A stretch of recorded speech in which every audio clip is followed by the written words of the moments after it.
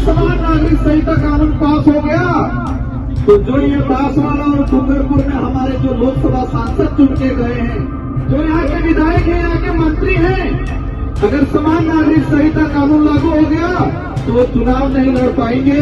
हमारा एट्रोसिटी प्रभावित होगा, हमारे जमीन का जो रिजर्व लैंड, जो रिजर्व का जो शेड्यूल एरिया का प्रावधान है वो खत्म होगा। कई ऐसे प्रावधान तो खत्म हो जाएंगे। हमारा आदिवासी समाज का इतिहास जो दबाया जा रहा है उसको उजागर करने की लड़ाई, हमारी संस्कृति की लड़ाई, हमारे संवैधानिक हक अधिकारों की लड़ाई है और हमारे स्वाभिमान की लड़ाई है। तो लड़ाई वही लोग लड़ेंगे जिनका जमीन जिंदा है, जिसका जमीन जिंदा है, जिसके अंदर आदिवासी खून जागता है, वही लड़ाई लड़ेगा। मेरा की अधिसूचना 2016 की अधिसूचना को लागू करने वाले कौन थे? ये आदिवासियों के लिए काला कानून बनाने वाले कौन थे? उनको पहचान करनी है और आने वाले समय में हमारे पास जो चाबी है लोकतंत्र की, उस चाबी को तरीके से लगाना है, फिर काला कानून को पास करने वाले लोगों को सबक मिलेगा।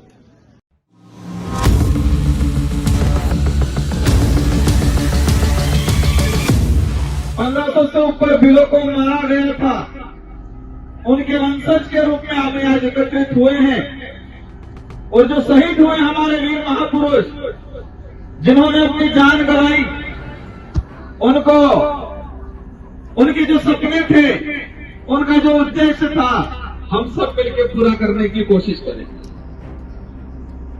आज इस पहाड़ी पर जो साथी आए हैं, आदिवासी समाज की अगर बात करें, राजस्थान के अंदर टोटल जनसंख्या का 12.5% जनसंख्या आदिवासी। मध्य प्रदेश की बात करें, गुजरात की बात करें, 1 से 1.5 करोड़, और उधर महाराष्ट्र सौराष्ट्र वाले भाइयों की बात करें, 1.5 करोड़ के आसपास आदिवासी समुदाय है। लेकिन आज यहां पर जो अपना जमीन जगा के जो दिल से यहां पर आया है, वो भाई कौन है? हमारे इस कार्यक्रम में पहुंचे ऐसे भाई हैं जिनका घर का व्यवस्थित स्थिति नहीं है, जो कई साथी बेरोजगार हैं, उनके पास रुपया पैसा नहीं है, उनके पास गाड़ियां नहीं है, वो भाई समाज के लिए सबसे पहले आए हुए हैं। जो भाई उनको कोई सुविधा नहीं है, उनके पास पैसा भी नहीं है, गाड़ियां भी नहीं है, लेकिन उनके अंदर आदिवासी समाज का खून है और उनके स्वाभिमान जो जगह है उस आधार पे यहां पर आए। कई साथी ऐसे हैं हमारे, समाज का सर्टिफिकेट लगा के बड़े नेता, बड़े अधिकारी बन गए। जिस सर्टिफिकेट के आधार पे वो अधिकारी बने, अपने आप को बड़ा सुपर समझते हैं और आदिवासी समाज के लिए अलग सोच रखते हैं हमारे समाज के भाई। तो ये जो लड़ाई है, ये लड़ाई जो है, हमारे पुरखे भी लड़ते आए थे, हम भी लड़ रहे हैं और आने वाली पीढ़ी को भी लड़ना पड़ेगा। तो लड़ाई वही लोग लड़ेंगे जिनका जमीन जिंदा है, जिसका जमीन जिंदा है, जिसके अंदर आदिवासी खून जागता है, वही लड़ाई लड़ेगा।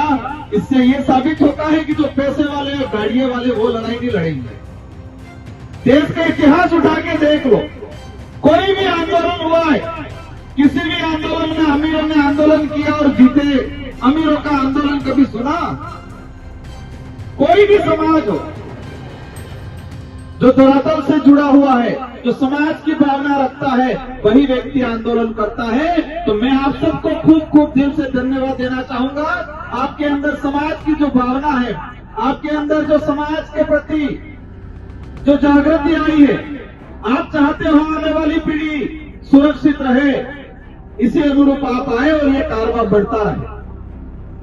आज इस अवसर पे देश के अंदर हमारे समाज के साथ क्या हो रहा है, इससे पहले मैं कुछ बात बताना चाहूंगा। हम कहते हैं हमको लड़ाई लड़नी है, हमको लड़ाई लड़नी है, लेकिन लड़ाई किस लिए लड़नी है? लड़ाई किस लिए लड़नी है और लड़ाई किससे लड़नी है, ये दो बातें नहीं जानेंगे। हम कहते हैं लड़ाई लड़नी है, लेकिन लड़ाई किस लिए लड़नी है और किससे लड़नी है, ये दो बातें अगर जानकारी नहीं कर पाएंगे तो हम लड़ाई लड़ नहीं पाएंगे, सिर्फ बोल पाएंगे लड़ाई लड़नी। लड़ाई हमारे हक अधिकारों की लड़ाई, हमारा आदिवासी समाज का इतिहास जो दबाया जा रहा है उसको उजागर करने की लड़ाई, हमारी संस्कृति की लड़ाई, हमारे संवैधानिक हक अधिकारों की लड़ाई है और हमारे स्वाभिमान की लड़ाई है। और लड़ना किसने है? जो लोग सत्ता में बैठ के हमारे हक अधिकार खत्म कर रहे हैं उनसे लड़ना है। तो क्या ये लड़ाई तलवार से लड़ोगे? क्या ये लड़ाई तीर धनुष से लड़ेंगे या पत्थर से लड़ेंगे? कैसे लड़ेंगे ये लड़ाई? ये लड़ाई तलवार या तीर धनुष या पत्थर से नहीं लड़ा जाएगा। ये लड़ाई इस देश के अंदर लोकतंत्र है और लोकतंत्र में हर 5 साल के अंदर जनता को पावर दिया है कि आपके पास जो चाबी है उस चाबी के माध्यम से आपके समाज के हक अधिकार की लड़ाई लड़ो। कैसे लड़ाई लड़नी है? हमारे देश के अंदर लोकतांत्रिक देश है और लोकतंत्र में हमारे आदिवासी समाज के लिए विशेष प्रावधान है। तो जो प्रावधान खत्म कर रहे हैं उस पे लड़ाई कैसे लड़नी है? 5 साल के अंदर जो बारी आती है और लोकतंत्र की जो चाबी है मत की, उस चाबी को ऐसा लगाओ कि उनके ताले जंग खा जाए तो लड़ाई जीतेंगे। बाकी हम गालियां दे देंगे, कई रास्ते में पत्थर मार देंगे, कई तलवार लेके निकल जाएंगे, धनुष लेके निकल जाएंगे, ऐसे लड़ाई नहीं लड़ी जाएगी। गुजरात के भाई सौराष्ट्र वाले आए थे, एक तो साथी और मिले। हम गुजरात में गए थे विधानसभा चुनाव प्रचार में, कह रहे थे हम तो समाज में छाती था બધું હારું જ છે, અમે આદિવાસી સમાજના હક અધિકાર બદલે લડો, लेकिन वोट तो भाजपा में चालू पड़े। लड़ाई क्या है? लड़ने किससे है वही नहीं पता है और लड़ाई लड़ने निकल जाएंगे। लड़ाई है क्या, लड़ने किससे है वो पहचान ही नहीं पा रहे हैं और हम लड़ाई लड़ने निकल जाएंगे तो वो लड़ाई जीत नहीं पाएंगे। देश के अंदर जो स्थिति बनी हुई है, ये लोकतांत्रिक देश था, उस लोकतांत्रिक देश को राजतांत्रिक बनाने का काम कर रहे हैं। जो नेता थे 5 साल के लिए चुने जाते थे वो ऐसे राजा के रूप में काम कर रहे हैं और हमारे समाज के हक अधिकार को खत्म करने का काम कर रहे हैं। हाल ही में यूसीसी समान नागरिक संहिता कानून आया। हमारा अनपढ़ भाई गांव में जो रहता है वो कहता बढ़िया कानून, समान नागरिक समान था ही आपने घेर है वो बंगला बनी देगा, फिर अपनी गाड़ी है हमारे गाड़ी एम सोचता रहेगा। और कमल कांग्रेस के लोग ऐसे ही प्रचार करते हैं, समान नागरिक खाई देगा, सब बराबर खाई देंगे। हमारे अधिकार जो खत्म हो जाएंगे, शेड्यूल एरिया के जो प्रावधान है वो खत्म हो जाएंगे। और मैं इस मंच के माध्यम से कहना चाहता हूं कि अगर समान नागरिक संहिता कानून पास हो गया तो जो ये बांसवाड़ा और डूंगरपुर में हमारे जो लोकसभा सांसद चुन के गए हैं वो नेक्स्ट कभी कोई चुनाव नहीं लड़ पाएंगे। जो यहाँ के विधायक हैं, यहाँ के मंत्री हैं, अगर समान नागरिक संहिता कानून लागू हो गया तो वो चुनाव नहीं लड़ पाएंगे। वो चुनाव इसलिए नहीं लड़ पाएंगे, वो चुनाव इसलिए नहीं लड़ पाएंगे कि बेबे त्रण बहिर्जे ही और समान नागरिक संहिता कानून लागू थाई गयो तो हिंदू लो थाएगा और हिंदू लोन आधार थकी बे बहिर्जे वाले चुनाव में नौकरी नहीं मिले। ऐसी कई चीजें हैं, ये चीज आसानी से समझ में आ जाए इसलिए मैंने बताया, लेकिन वो पार्टियों के गुलाम बने हुए हैं।